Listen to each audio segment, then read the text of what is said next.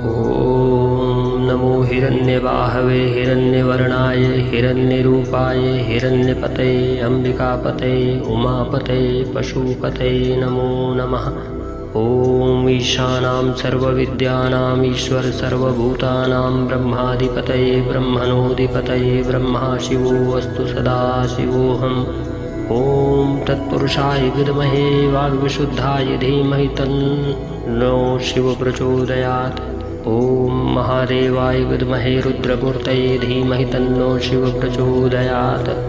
ॐ तत्पुरुषाय विद्महे महादेवाय धीमहि तन्नो रुद्र प्रचोदयात्। ॐ नमस्ते अस्तु भगवान् विश्वेश्वराय महादेवाय त्र्यम्बकाय त्रिपुरान्तकाय त्रिकाग्निकालाय कालाग्निरुद्राय नीलकण्ठाय मृत्युञ्जयाय सर्वेश्वराय